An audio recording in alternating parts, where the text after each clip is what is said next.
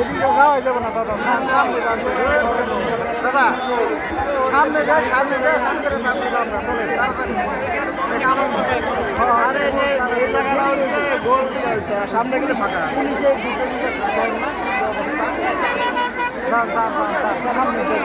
সামনে কি উড়ে উড়ে যাবেন? আরে দাঁড়িয়ে থাকলাম ওখানে যাইতে পারবো যান না।